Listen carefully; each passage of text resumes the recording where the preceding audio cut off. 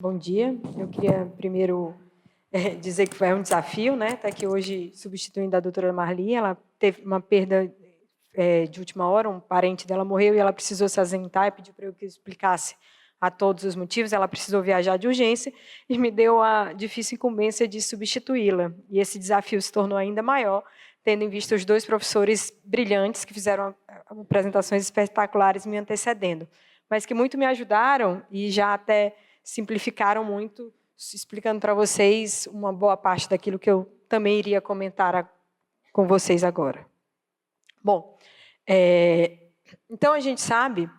que a doença isquêmica na mulher, né, que vai causar dor, a mulher, além dos fatores de riscos habituais, ela tem outros fatores de riscos que vão predispor a quadros de angina nessas pacientes. O próprio puerpério, que já foi comentado, a doença hipertensiva da gravidez, a doença gestacional, a maior prevalência de doenças autoimunes, o tratamento do câncer de mama e a depressão, elas causam sintomas, às vezes, de angina que confundem a gente nessa investigação da doença da mulher, e a gente vai entender que a cascata isquêmica nessas pacientes são muito complexas, como já foi comentado previamente, né? E às vezes a função ventricular é comprometida, às vezes é alteração da microcirculação, às vezes é um quadro de angina, de etiologia não esclarecida, e tudo isso junto precisa ser entendido, e aí a ressonância magnética ela vai nos ajudar em vários momentos dessas etapas, porque, como já foi comentado, a estrutura do coração da mulher é diferente, né? Então, ele tem um coração menor, ela tem menor espessura parietal e da massa, ela tem artérias epicárdicas de menores tamanho, ela tem diferença no tônus vascular, ela tem maior incidência de DAC não obstrutiva, menor quantidade de placas calcificadas, né? Quando comparadas com o homem da mesma etnia e da mesma idade, a gente sabe que o grau de calcificação coronariana é menor, então ela tem aquela doença classicamente não obstrutiva e menos calcificada, ou seja, é aquela doença que tem um grande potencial de evoluir para uma síndrome coronariana aguda. Então, o quadro de dor torácica na mulher, sem dúvida nenhuma, deve ser valorizado e deve ser investigado. E as causas de dor torácicas não se resumem só às causas clássicas, né, de dor torácica que a gente encontra na população em geral. Tem uma incidência maior de minoca, inoca, tem a síndrome de Takotsubo, que também é uma causa importante de dor torácica nessa população, tem as doenças inflamatórias, que agora esse caos de vírus que a gente vive e que surgem toda hora, então tem muita miocardite nessas mulheres, e miocardiopatia periparto são, sem dúvida nenhuma, causas de dor torácicas em pacientes com coronárias normais, que a ressonância magnética tem um papel fundamental de fornecer para a gente esse diagnóstico diferencial. Isso porque a ressonância magnética cardíaca, por ser um exame não invasivo, com alta resolução especial, com ausência de radiação ionizante, então isso conta, né, para a mulher, especialmente por conta da exposição do tecido mamário, ela tem um contraste baseado em gadolínio, que em poucas chances também, menor chance de alergias, né, intolerâncias, e ela tem a capacidade, então, de diferenciar miocardiopatias isquêmicas de não isquêmicas e fazer uma caracterização tecidual por meio de sequências específicas que eu vou explicar um pouquinho para vocês, de modo muito reduzido. Então, normalmente, a gente faz na ressonância magnética cardíaca, em todos os exames, seja ele para avaliação de dor torácicas ou sem outro fim, a gente começa com as cine-ressonâncias, que são as imagens em que a gente vai avaliar a contratilidade ventricular. Então, nesse caso aqui, tem, inclusive, um déficit de contração numa área específica em que a gente consegue ver essa redução da contratilidade pormenorizada, e aí a gente avalia a função e alterações de contratilidade segmentar. E por outras técnicas, a gente vai fazer pesquisa de isquemia e viabilidade. A pesquisa de isquemia envolve um exame com o uso de dipiridamol, adenosina sob estresse, em que a gente pode fazer a perfusão em repouso e a perfusão em estresse farmacológico com o uso dessas medicações, e a viabilidade miocárdica a gente vai estudar por meio do realce tardio. E essas técnicas a gente pode ver que às vezes a paciente vai ter quadros de isquemia, mesmo sem ter uma doença macrovascular evidente, né? E a cereja do bolo da gente, que a gente faz essa distinção muito bem, às vezes, se é uma cardiopatia isquêmica ou não isquêmica, a gente utiliza essas coisas que a gente chama de caracterização tecidual, em que as sequências de sangue escuros A gente vai ver edema, infiltração gordurosa. No realce tardio, como eu comentei, a gente vai ver as áreas de fibrose. O mapa de T1, a gente vê a avaliação de fibrose miocárdica difusa, não aquela macroscopicamente vista pelo realce T1. E os mapas de T2, a gente vê muita inflamação, edema, quando eles ficam elevados, e o de T2 estrela, a gente vê a parte de ferro. Então, a gente, com essas sequências específicas, a gente vai conseguir distinguir se aquele quadro de dor torácica é realmente de origem coronariana ou de origem inflamatórias ou outras, né? Então, diante disso, quando a gente tem realmente uma paciente com uma dor torácica atípica, a ressonância magnética cardíaca, ela vai separar, distinguir se é uma doença isquêmica ou não isquêmica de acordo com o realce. Se aquela paciente tem coronárias normais, mas mesmo assim tem um realce de padrão isquêmico, sugere-se uma revisão daquela anatomia, porque realmente pode se tratar de um quadro de infarto que passou desapercebido, né? Ou pode ser doenças isquêmicas outras, que são essas rupturas de placas erosivas, embolias, dissecção coronariana, que é uma coisa que é muito vista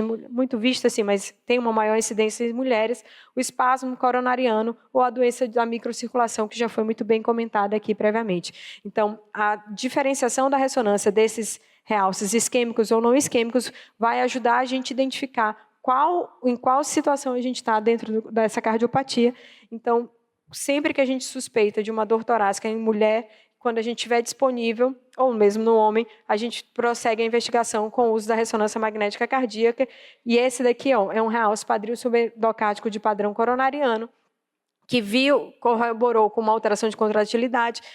A paciente foi para o cateterismo e, na verdade, ela tinha uma dissecção espontânea da artéria do ramo marginal, que não poderia ter passado desapercebido, mas esse realce de padrão isquêmico fez com que a gente voltasse na anatomia e visse. Então, além do realce, a gente adiciona, às vezes, as sequências de perfusão, em que a gente pode fazer uma análise qualitativa, em dizer, tem um déficit perfusional em tais segmentos, e a localização desses segmentos, e quanto maior do que 2 segmentos acometidos, a gente pode documentar que aquela área é uma área sob isquemia. Vários estudos já mostraram que a nossa acurácia é boa e correlaciona-se muito bem com os demais métodos, né? E na população feminina, ela tem uma certa vantagem, porque talvez menos artefatos mamários, né, que a gente sabe que às vezes acontece. A pesquisa de isquemia na mulher por meio de ressonância magnética cardíaca, ela tem uma acurácia semelhante à dos homens, né, e outros métodos às vezes perde nisso por conta dessa acurácia. Então, ela tem uma acurácia superior e semelhante, né? Ela é superior, por exemplo, ao SPECT, e é semelhante entre homens e mulheres na ressonância magnética cardíaca, seja ela na doença univascular ou na doença multiarterial. Então, é um método que a gente pode lançar a mão. A doença microvascular, que já foi muito bem comentada, é uma doença que realmente existe na mulher, tem uma incidência aumentada nessa população, que é aquela dor torácica com alterações isquêmicas, seja elas eletrocardiográficas ou seja ela pela dor torácica, né, em que a gente pode fazer o cateterismo e vai vir normal, e a gente pode lançar a mão na ressonância magnética cardíaca de uma técnica que chama avaliação de perfusão quantitativa, em que a gente faz um mapeamento de umas sequências e, por meio desses, eles vão nos fornecer os valores de fluxos e reserva coronariana, como já foi comentado, e naquelas pacientes em que eu tenho eletrocardiográfico,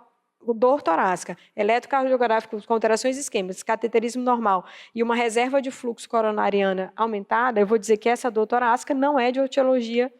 isquêmica, né, de microcirculação. Mas, ao contrário, se eu tenho alterações clínica, paciente com dor, fez um CAT, veio normal, e essa reserva e esse fluxo coronarianos estão reduzidos, eu posso firmar aqui o diagnóstico de doença microvascular. E aí, essa investigação pode ser feita preferencialmente com PET, como já foi muito bem comentado, e a ressonância magnética cardíaca entra como uma ferramenta alternativa nesses cenários por meio dessa perfusão quantitativa, em que fluxos aqui para a gente menor do que 2,25 de fluxo ou de reserva coronariana menor do que 2,2 estão relacionados à doença de microcirculação e realmente tem uma implicação prognóstica muito grande. Aquelas pacientes em que tem mesmo doença macroscópica normal, mas que ela tem essas reservas de fluxo reduzidas, ela vai ter pior prognóstico e maior chance de eventos cardiovasculares futuros, né? Eu comentei um pouco para vocês antes de uma sequência de mapa T1, que é a sequência que vê fibrose miocárdica difusa. Parece que nessa doença de circulação, quando comparada com outros métodos, o mapa de T1 não foi uma ferramenta útil nessa avaliação, o que mostra que talvez a doença de microcirculação tenha uma complexidade muito maior do que aquilo que a gente hoje ainda consegue enxergar pelos métodos de imagem, e sem dúvida nenhuma, muito de aprendizado a gente ainda tem que ter nessa área, né? E aí eu comentei que nem toda dor torácica na mulher vai ser doença isquêmica, né? A gente já comentou muito sobre as doenças não isquêmicas, mas a doença não isquêmica, as cardiomiopatias não isquêmicas também são causas importantes de dor nessa população, né? E aí, a ressonância magnética cardíaca, como eu falei, nos permite, por meio da sua caracterização textual, distinguir esses principais exemplos. Então, é bem diferente um padrão de realce de uma sarcoidose para uma miocardite propriamente dita, e que é totalmente diferente de um padrão, por exemplo, de uma amiloidose que tem um realce difuso, completamente difuso.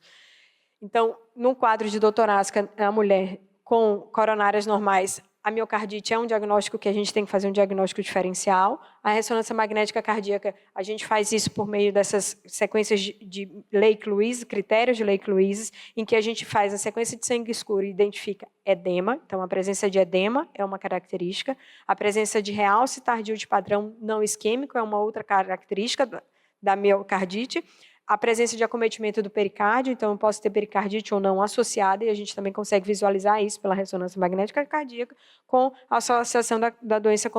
de contratilidade. Como eu mostrei muito bem, na doença coronariana a gente vai ter um padrão de realce subendocárdico. Quando a gente fala da ressonância magnética cardíaca, a gente tem um realce preferencialmente mesocárdico ou epicárdico difuso, que não respeita